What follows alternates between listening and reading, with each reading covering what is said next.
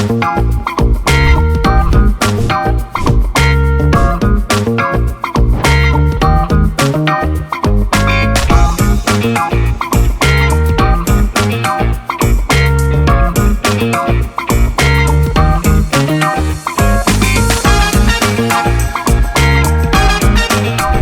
20% itu diskriminatif.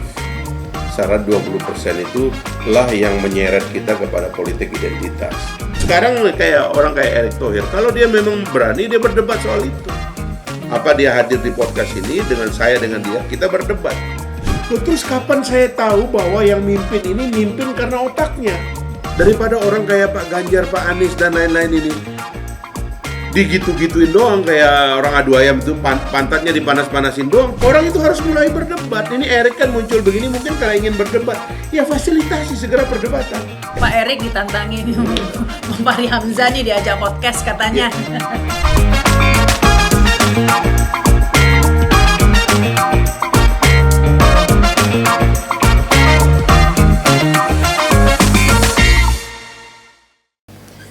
Assalamualaikum warahmatullahi wabarakatuh. Selamat berjumpa di inilah.com ya, di acara Inilah Podcast ya. Kali ini kita akan membahas, ini ingin mengomentari begitu ya, komentar Erick Thohir ini ya, Menteri BUMN yang mengatakan baru-baru ini ya bahwa ya dirinya nggak mungkinlah jadi presiden karena presiden Indonesia berikutnya adalah orang Jawa begitu. Trennya begitu. Nah, itu komentarnya, tentu saja ini langsung menimbulkan banyak komen ya, karena wah itu bukannya itu politik identitas, ini mengapa harus membawa-bawa suku Jawa lagi? Ini kan sebenarnya mengulang statement Luhut Binsar Panjaitan begitu ya. Ini kenapa ya? Apa ini promote seseorang begitu ya?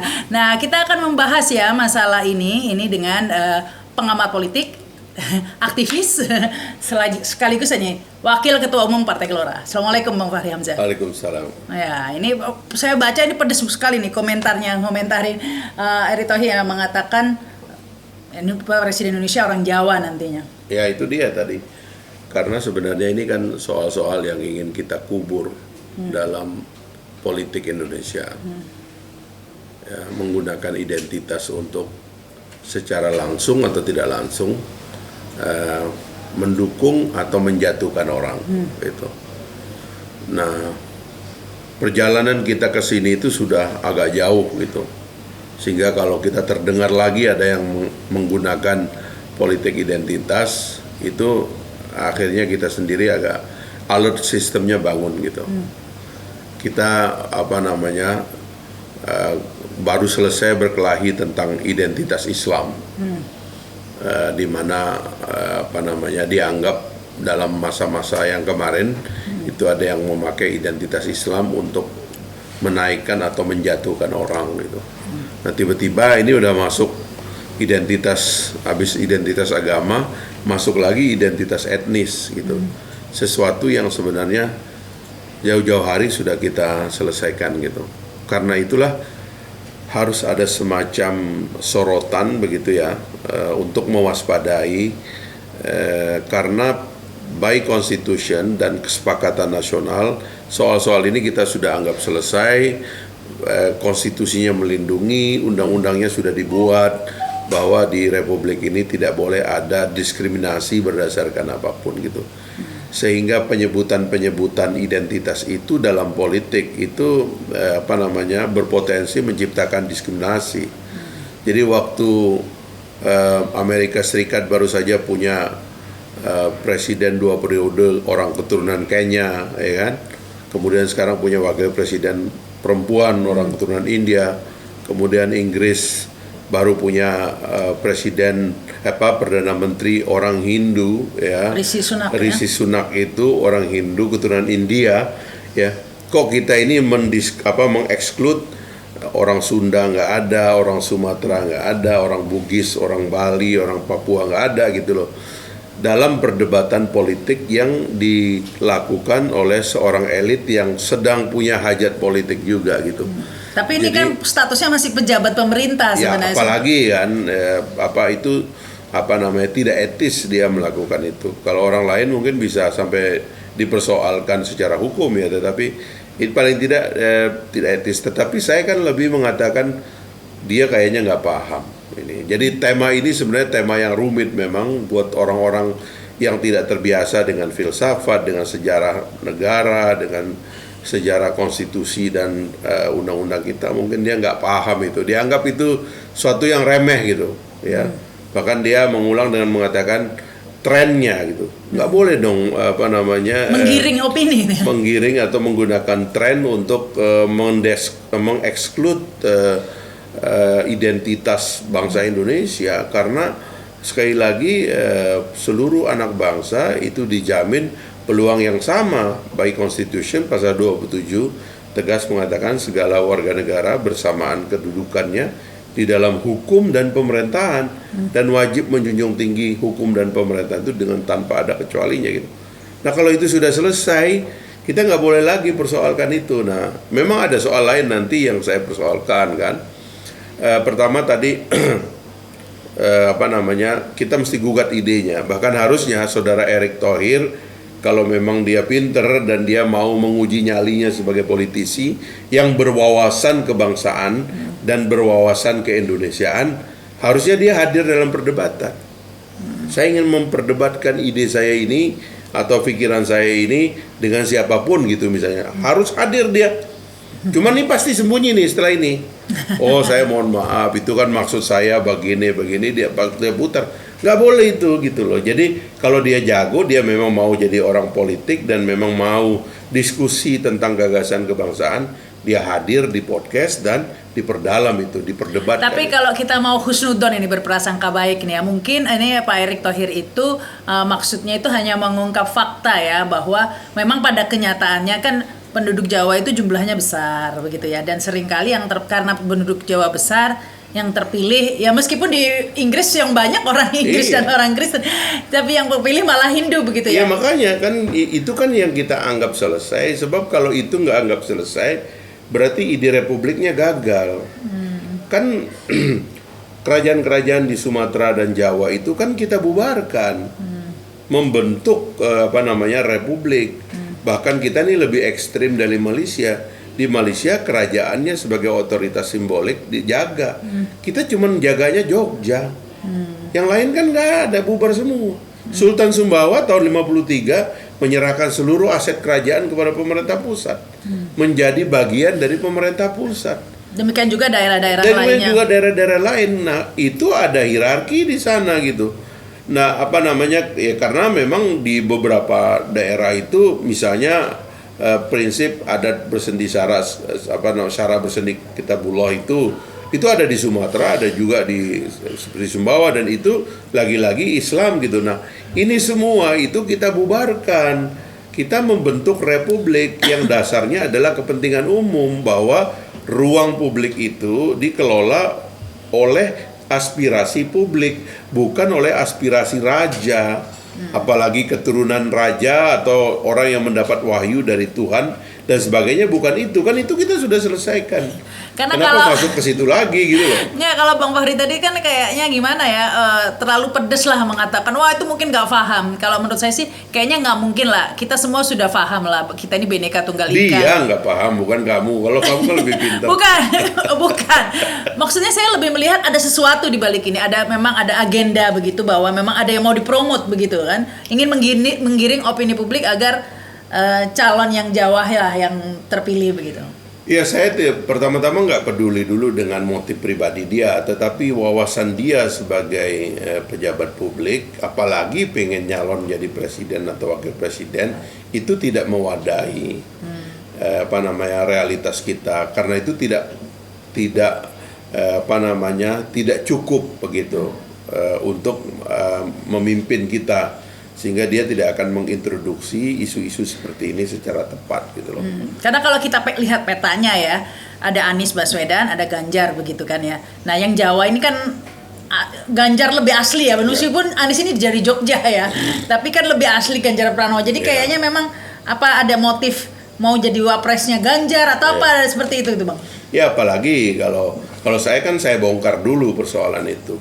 Saya kan menganggap justru syarat 20% itu diskriminatif. Syarat 20% itu lah yang menyeret kita kepada politik identitas. Karena pada putaran pertama pastilah yang dicari itu adalah orang Jawa dan orang Islam. Kan pasti begitu gitu. Kenapa? Karena dianggapnya itu kalau tidak mencalonkan dua kelompok ini di putaran dengan kandidat yang cuman 2-3 orang itu bunuh diri gitu loh. Makanya kan pendirian konstitusinya yang saya suka buka. Konstitusi kita menghendaki semua orang maju dari Jawa, dari Papua, dari Aceh, Sumatera, Kalimantan, Sulawesi, ya kan, Batak, Sunda, Sasak, Sumbawa, Bali, Bugis, Bone, Wajo dan sebagainya itu silakan maju karena itu pintunya dibuka lebar. Kalau tidak memakai threshold, boleh semuanya maju. Sehingga nanti kita seleksi, biarlah perdebatan-perdebatan yang besar itu terjadi pada banyak anak bangsa. Masa yang dianggap punya kapasitas memimpin republik itu hanya kelompok tertentu, hanya suku tertentu atau hanya agama tertentu. Realitasnya setelah demokrasi kita ini tidak demikian. Di Manado itu terpilih Andre Anggau orang Tionghoa yang jumlahnya sangat sedikit dan beragama Konghucu yang 0,06% dari masyarakat Manado. Kita tahu itu ada fenomena Ahok dulu di Jakarta yang sebenarnya hampir jadi gubernur kalau tidak ada kontroversi yang mengarah kepada politik identitas itu. Nah sebenarnya kita ini mesti memelihara benih-benih yang sudah tumbuh di seluruh Indonesia.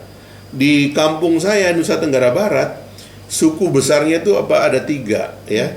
Orang Sasak itu kira-kira 70%. Habis itu orang Bojo.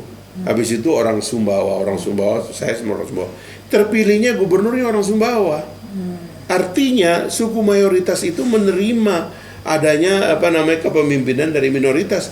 Dan survei, semua lembaga survei mengatakan lebih dari 70% masyarakat Indonesia menerima orang di luar suku Jawa. Sehingga melihatnya bukan hanya identitas tapi lebih ke kemampuan ya. Iya dong, kan memang leadership-nya begitu. Loh, kita ini migrasi ke republik ini supaya nggak perlu ngomong identitas. Siapa yang bisa memberikan manfaat banyak aja. Siapa yang gagasannya lebih fresh, siapa yang ngerti cara ngejawab republik ini. Si Rishi Sunak itu kenapa menang? Karena dia bilang saya akan bikin plan ekonomi baru. Yang oleh si Liz itu agak bingung dia jawabnya gimana. Dia bilang saya bisa begini. Lah itu harusnya kalau di dalam sistem parlementer seperti di Inggris kan gampang, ketua umum partai itu datang dengan gagasan.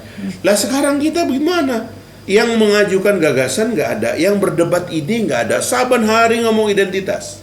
Ya jualannya itu aja ya. Itu dia. Nah sekarang kayak orang kayak Erick Thohir, kalau dia memang berani dia berdebat soal itu. Apa dia hadir di podcast ini dengan saya dengan dia, kita berdebat. Apa ide Anda tentang orang Papua? Apa ide Anda tentang orang Aceh? Pak Erick ditantangi Fahri Hamzah nih diajak podcast katanya. Enggak, karena kan begini ya, bagusnya ini kan cuma letupan.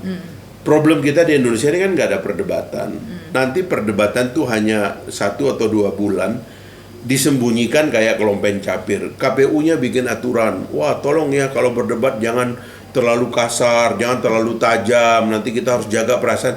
Loh, terus kapan saya tahu bahwa yang mimpin ini mimpin karena otaknya? Atau orang ini hanya mimpin karena memainkan politik identitas? Kan itu yang jelek gitu loh, identitas pun pilih-pilih. Ya kan? Nah ini yang menurut saya jeleknya dari diskusi seperti ini yang keluar dari elit. Nah, kemarin Pak Luhut ya saya sudah bantah juga, saya bilang dia kalau memang dia jago ya kan, kalau peluangnya besar misalnya dia nanti jadi ketua umum Golkar misalnya, lalu dia maju dari Golkar karena thresholdnya 0%. Loh siapa bilang enggak? Yang ada yang kan pilih dia. Kalau dia ternyata yang bisa membuktikan bahwa krisis ini dia yang bisa hadapi, kenapa tidak? Karena yang tarung banyak. Boleh jadi misalnya dari karena politik identitas dari kelompok tertentu terlalu banyak calonnya. Nanti yang terpilih yang ini bisa jadi. Saya jadi ingat ini pepatah Karni Ilyas ini yang dulu yang ngomong, kalau kamu tak pandai menari jangan lantainya yang disalahkan, kalau nggak mampu jangan identitasnya yang disalahkan. Itu dia lah kira-kira. Tapi tadi sudah disinggung-singgung ya soal PT tadi ya 20% itu yang membatasi. Nah ini kan tadi kan terus terang kalau masalah Jawa nggak Jawa ini kita udah jelas lah ada calon yang sudah paling banyak dibahas lah, apalagi sudah dideklarasikan Nasdem ya, Anies Baswedan begitu ya. Nah, meskipun seperti itu dengan PT 20% ini tampaknya pengamatan Bang Fahri nih, jalan Anies ini nggak mulus-mulus banget ini, masih panjang ini. Kalau Bang Fahri melihatnya gimana? Saya yang penting begini, Anies sadar bahwa perjalanan ini masih panjang. Ada 1 tahun waktu kosong. Memang aneh nih, di seluruh dunia yang namanya jadwal pemilu tuh rigid. Begitu kita ini selesai langsung jalan, ini jalan. Ini enggak. Orang sudah dideklarasikan sebagai calon presiden, tapi momennya itu nanti pada bulan Februari tahun depan. Bulan September tahun depan. Jadi ada setahun di mana status dia tidak jelas. Ketidakjelasan status itu bisa menyebabkan dia jadi korban. Diserang, dibuka masalahnya, macam-macam lah begitu yang tidak. Sementara yang lain masih sembunyi. Enak-enak betul ini. Nanti aja kalau itu udah jatuh, tertembak, dia jatuh baru saya muncul. Kan ini ada resiko buat dia, sehingga jangan lupa apa yang dia lakukan itu boleh jadi itu jelek buat dia juga gitu loh. Nah, pada sisi yang lain kan tidak ada jaminan. Sekarang begini, katakanlah mereka nyebut beberapa partai akan sepakat, siapa bilang? Karena orang itu percaya dengan teori kotel efek. Ini karena Nasdem sudah dahulu mencalonkan, kotel efeknya diambil Nasdem, maka mereka akan mensyaratkan harus ada kader mereka yang jadi calon di situ. Katakanlah sekarang seperti orang mau mencalonkan AHY, semua ribut. Satu, kotel efeknya akan diambil oleh Demokrat. Yang kedua, orang ragu apakah dengan usia AHY dan sebagainya itu dia akan sanggup membuat elektabilitas kolektif 2 orang itu meningkat. Ini bertengkar sampai ujung, gak bakalan selesai. Nah, makanya kan saya lebih cenderung mengusulkan sistemnya mari kita perbaiki. Termasuk calon-calon ini harus juga mulai mengoreksi sistem. Kami juga nanti di Partai Gelora itu setelah pengumuman peserta pemilu bulan Desember nanti, tanggal 15 kita sudah dapat nomor punggung istilahnya itu, kita mengusulkan hal-hal yang substantif untuk perbaikan pemilu. Sebab seharusnya nih ya, kalau udah ada ya, KPU bikin aja peraturan, pendaftaran calon presiden boleh dilakukan sejak hari ini. Sementara partai politik sedang mengalami verifikasi. Nggak apa-apa, habis itu lancarkan aja perdebatan. Daripada orang kayak Pak Ganjar, Pak Anies, dan lain-lain ini digitu-gituin doang, kayak orang adu ayam itu pantatnya dipanas-panasin doang, tapi tidak pernah berdebat. Orang itu harus mulai berdebat. Ini Erik kan muncul begini mungkin karena ingin berdebat. Ya fasilitasi segera perdebatan. Suruh debat di Sakuala, di Aceh sana, di Cendrawasih, di Papua sana, tentang masa depan masyarakat adat, tentang masa depan dari pengelolaan sumber daya alam di daerah-daerah itu. Tapi kalau di Papua jangan ngomong Jawa-Jawa lah. Itu dia kan. Jadi maksudnya itu orang ini daripada dicalonkan dengan jadwal yang tidak jelas, mendingan KPU bikin aturan, ya udah sekalian aja debat dari sekarang. Jadi ini menarik ini analisa Bang Fahri nih. Kan sebelumnya banyak yang memuji langkah Surya Paloh yang dengan cepat mendahului ya, mencuri start ya, mendeklarasikan Anies sebagai capres. Ini banyak memuji, bahkan dia mengatakan wah ini kecerdasan politik begitu ya. Tapi Bang Fahri Hamzah ini cermat juga ya, mengatakan lah itu bisa jadi bumerang ya. Karena malah Anies menjadi target, yang lain nunggu aja di belakang, setelah Anies tumbang baru muncul begitu ya. Nah ini mungkin buat Anies harus waspada ya, dan Demokrat. Dan samping itu sekarang yang bergulir ini kalau kita sambung-sambungkan ya isunya ya. Kemarin saya baca tweetnya Said Didu itu mengatakan wah ini ada pengusaha batu bara yang akan mendanai PKS supaya nggak mau mencalonkan Anies begitu ya, koalisi. Nah kemudian katanya PKS mau ditawari 2 menteri begitu. Itu berita yang saya baca di media sosial. Nah, kalau tanpa PKS batal dong ini Anies jadi. Ya saya nggak tahu aturan-aturan permainan mereka. Kalau nggak cukup kan 20% tanpa PKS? Ya jelas kalau partai yang disebut yang itu aja memang tidak cukup. Tapi kan persoalan yang lebih penting adalah semua ambigu ini kan terjadi karena sistemnya itu tidak ada, penjadwalannya itu tidak ada. Sehingga ini saya warning aja orang seperti Anies itu dia bisa jadi korban dari ketidakjelasan jadwal dan ketidakjelasan sistem. Jadi harusnya ada calling. Ini sebenarnya jadwalnya dimulai kapan? Kok kita lagi verifikasi, tapi kandidat sudah muncul. Ini kan gara-gara tiket lama masih berlaku. Coba kalau tiket lama nggak ada, kan nggak akan ada ribut-ribut kayak begini. Saya sering ulang lagi, Pak Jokowi 2 tahun masih akan jadi presiden, tapi calon baru sudah muncul. Nanti calon-calon ini mendisrupsi kepemimpinan presiden dalam jadwal yang tidak pasti. Kecuali kalau jadwal ini memang diniatkan untuk jadwal berdebat. Rakyat dapat manfaat, jadi tahu sebenarnya ini orang selain dia bersuku Jawa atau beragama Islam atau pengusaha kaya, sebenarnya dia ini siapa sebenarnya. Kalau ada dalam koridor perdebatan, enak, manfaatnya bagi rakyat juga enak. Nah ini tidak ada dalam koridor perdebatan. Jadi maksudnya ini Bang Fahri sependapat ini kalau dikatakan Nasdem ini sembrono begitu ya mendeklarasikan Anies. Bukan, ini nggak ada dalam sistem, nggak ada dalam jadwal. Kan ini nanti yang perjudian juga dilakukan oleh Nasdem, oleh Pak Surya Paloh. Semua berjudi dalam ketiadaan jadwal. Nah sekarang misalnya PDIP manggil kader-kadernya, menghukum kader-kadernya. Ini apa? Ini kan karena nggak ada jadwal.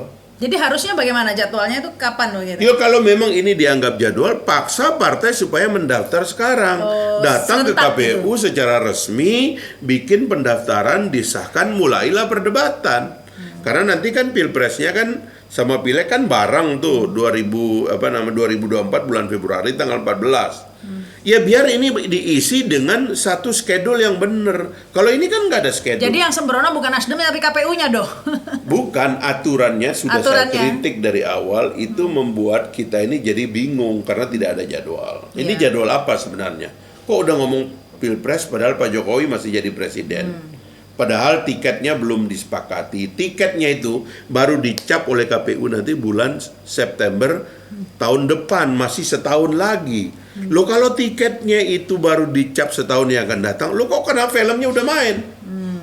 Lo kan nanti kan tiketnya baru jadi bulan September tahun depan. Tapi ini orang kok mulai nonton apa? Tidak bagian dari merupakan permainan. Ini kan nggak jelas ini sebenarnya. Ketidakjelasan itu di satu sisi ada mengatakan ini mencuri start ya untuk kampanye popularitasnya lebih cepat. Gimana curi start orang dia belum tentu jadi kok. Bagaimana kalau kongsinya nggak jadi? Nganggur. Berapa banyak calon-calon di masa yang lalu 2 periode terakhir itu akhirnya yang jadi cuma Pak Jokowi sama Pak Prabowo. Dengan wakil-wakil yang aneh, lahir last minute. Pak Mahfud MD udah pakai pakaian rapi nggak jadi. Pak Ma'ruf Amin tiba-tiba nongol. Semua ini koalisinya Pak Prabowo udah siap-siap nyebut si ini. Tiba-tiba Sandiaga Uno keluar dari rumah Pak Prabowo. Kan kacau kalau kayak begini. Ini tidak ada schedule-nya gitu loh. Nah, kalau Gelora sendiri, Partai Gelora sendiri dukung siapa sih sebenarnya? Kalau kita perbaikan sistem dulu, ya kan. Apalagi kita kan belum pernah ikut pemilu. Jadi kita perbaiki sistem, mudah-mudahan sistem itu melahirkan pemilu yang lebih aspiratif. Itu aja. Jadi nggak mendukung salah satu calon yang ada di bursa? Ya karena kita nggak mau terjebak menari pada saat di luar panggung gitu. Ini kan menari di luar panggung. Ini kalau di dalam bahasa umum gitu, ini kan kayak orang gila gitu. Menari di luar panggung. Ini panggungnya loh. Panggungnya belum ada, tapi orang udah menari di luar panggung. Itu orang gila. Akhirnya kan begitu. Karena panggungnya itu penuh jebakan Batman. Nah, harus diprakondisikan sebelumnya. Apalagi kalau panggung pura-pura ini dibuat untuk menjebak. Itu yang aku kasihan, makanya aku bilang sama teman-teman, karena ini kan orang-orang di generasi saya semua ini kan. Kalau kalian nggak pinter membaca desain sistemnya itu, jangan sampai kalian jadi korban. Karena saya sendiri berharap pada generasi ini, kalau mereka mimpin tuh benar-benar mimpin. Karena saya percaya pada generasi ini relatif generasi yang lebih baik. Kenapa? Karena generasi ini dulu yang menumbangkan rezim otoriter, sehingga dalam dirinya, dalam bayangan dan keyakinan saya, mereka itu ngerti cara kerja otoritarianisme, sehingga dia bisa membuat antitesisnya gitu loh, yaitu demokrasi. Nah, generasi yang sebelumnya menurut saya, termasuk generasi Pak Jokowi, tidak ngerti cara kerja otoritarianisme, sehingga dia terjebak kena dalam arus otoritarianisme baru itu gitu loh. Nah cuman generasi saya jangan jadi korban. Itu aja yang aku ingatkan ke teman-teman. Iya, tapi ini kembali ke masalah isu identitas tadi itu ya. Mungkin kalau sebenarnya nggak bisa disalahkan juga ya kalau Pak Eri mengatakan trennya Presiden Indonesia itu orang Jawa. Karena faktanya dari dulu kan orang Jawa terus gitu ya. Memang seperti, meskipun tidak seharusnya dipromot atau dipropagandakan begitu ya. Yeah. Tidak seharusnya ya, karena memang sudah bukan zamannya seperti itu ya. Tetapi kalau dilihat saat ini jualan identitas Jawa non Jawa itu masih laku nggak kalau menurut, kan dulu masih laku terbukti. Kalau sekarang ini bagaimana Bang Fahri melihat? Faktanya dalam pilkada lokal itu batal semua.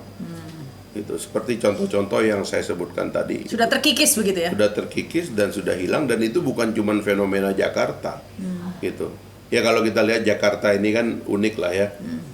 Di calon yang lalu begitu. Sebenarnya orang Betawinya kan bisa dibilang nggak ada. Ada orang Betawi di dalam pilkada sebelumnya, yaitu Pak Fauzi Bowo gitu. Dikalahkan oleh Pak Jokowi yang tidak ada urusan dengan Jakarta, karena dia datang dari Solo. Tapi karena proses politik kita memungkinkan itu, akhirnya yang menang Pak Jokowi, mengalahkan orang Betawi.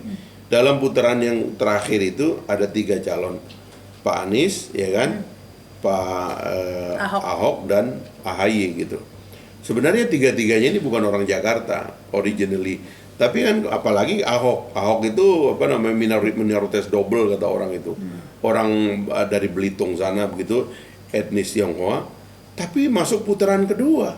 Bahkan kalau tidak ada isu-isu kemarin berpeluang besar. Jadi sudahlah, dari Jakarta sampai ke ujung paling timur di Indonesia ini terjadi. Di Papua selama ini yang jadi gubernur orang pesisir. Karena kalau kita bagi 2, Papua itu ada gunung, ada pesisir. Sekarang 2 periode Pak Lukas orang gunung. Jadi sudahlah, ini udah ditelan dan masuk ke dalam bumi Indonesia. Bukan lagi untuk dipersoalkan, kita pindah. Gagasanmu apa? Untuk memperbaiki keadaan, proposalmu apa? Itu yang kita ngomong hari-hari. Mending itu aja yang di-endorse itu ya. Itu aja yang kita ngomong gitu loh. Jadi yang dibawa, yang jualannya mending jualan gagasan itu begitu ya. Sudah zamannya seperti itu, jualan gagasan, jualan solusinya apa untuk menghadapi masalah-masalah ini, daripada membawa isu-isu yang sudah usang sebenarnya ya. Ini sudah usang. Ya karena itu juga jeleknya kan, itu yang menjadi tidak fair kan kadang-kadang kalau ada yang kelihatan misalnya membawa identitas agama, diserang dengan isu politik identitas. Tapi kalau ada yang membawa etnis, kok tidak dipersoalkan juga? Loh ini sama-sama nggak boleh lagi gitu loh. Nah itulah yang menyebabkan pindahlah kita ke kamar gagasan, ke kamar ide. Jadi kalau itu yang disiapkan, ya udah bikin aja perdebatan yang real. Biar nanti calon yang berasal dari ujung barat Indonesia, dari ujung timur Indonesia, masuk ke dalam perdebatan di tahap pertama ini, putaran pertama, baru nanti di putaran kedua tinggal 2 calon. Yang boleh jadi 2 calon itu bukan dari kelompok yang secara geografis itu secara demografik itu mayoritas. Kan itu asiknya konstitusi ini, karena dia menyiapkan satu prosedur ya, di luar prosedur atau mengubur prosedur lama bahwa orang memimpin itu karena darah gitu, karena keturunan. Dia ngubur bahwa yang mimpin itu karena ide dan gagasan. Makanya namanya demokrasi, makanya ada pemilu, makanya ada debat.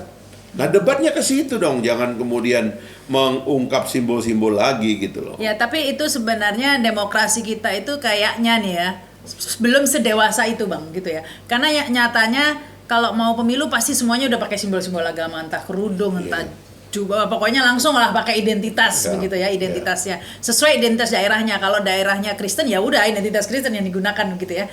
Kalau mayoritasnya Islam semua mendadak jadi ini. Kemudian ya darah itu seperti. Tapi itu kan nggak boleh kalah oleh keinginan kita untuk menyiapkan prosedur yang lebih sehat dalam milih pemimpin, gitu loh.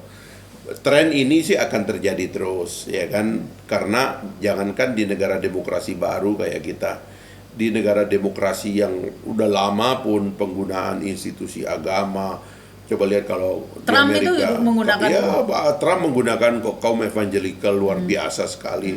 Di Eropa sekarang ini berkembang yang disebut dengan populisme, orang-orang aliran kanan menggunakan simbol-simbol agama dan tradisi mereka, anti imigran dan sebagainya. Itu sih terjadi termasuk di negara demokrasi yang sudah maju pun gitu. Tetapi kita nggak boleh menyerah untuk menyiapkan prosedur yang lebih sehat. Ayo orang kayak Pak Erik itu karena punya ide tentang gitu, ayo debat. Nah debatnya itu belum ada forumnya. Akhirnya ini monolog semua. Berbalas pantun saja. Berbalas pantun, ketemu ya kan, katanya makan gado-gado dan sebagainya. Ini simbolik semua. Tidak ada isi pikirannya. Padahal kita ingin, ayo dong mulai dipaparkan. Ini ada krisis global nih. Ada optimisme nggak kita keluar dari krisis global itu nanti? Ini ada perang Ukraina sama Rusia nih. Efeknya kepada pangan kita, kepada energi kita gimana? Gimana ngadapin? Tapi kayaknya orang Indonesia nggak suka deh. Ini kalau misalnya Anies Baswedan aja berpendapat, bergagasan, dibilang ahli tata kata nanti. Kita kan nggak boleh nyerah dengan situasi itu gitu. Sebab kalau kita nyerah, ya udah kita akan kembali ke pola lama. Jadi ya kan paling enak kan kayak di Jogja kan nggak ada pilkada gubernur karena darah. Nanti orang semua minta begitu, ya kan? Ya udah, emang Sumbawa nggak ada kerajaan? Ada, rajanya masih ada. Bagaimana kalau kami orang Sumbawa bilang, udahlah, repot nih gini-gini, suruh raja aja. Nanti raja mengangkat perdana menteri. Nanti gitu orang berpikir, loh, kita kan udah pindah dari situ ke sini. Kok kita mau mengentertain yang begituan lagi? Jadi kita mengajak mundur ini ya. Ajak mundur. Bukan maju. Luar biasa nih diskusinya Bang Fahri Hamzah ya. Tentunya ini bisa buat pancingan ini ya, agar kedepannya ini sudah selesai lah model-model bergaya begini ya. Kita lebih ke gagasan ini. Ini pancingan dari Fahri Hamzah, semoga disambut begitu ya. Jadi nggak berbalas pantun lagi. Thank you ini Bang Fahri. Terima kasih juga yang sudah menyaksikan tayangan ini. Jangan lupa subscribe ya di YouTube channel inilah.com. Saya Rahma Sarita. Wassalamualaikum warahmatullahi wabarakatuh. Sampai jumpa. Thank you.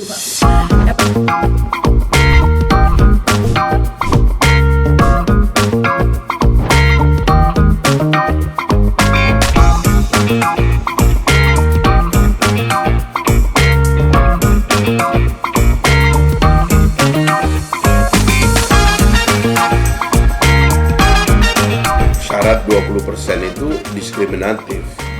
Syarat 20% itu lah yang menyeret kita kepada politik identitas. Sekarang kayak orang kayak Erick Thohir, kalau dia memang berani, dia berdebat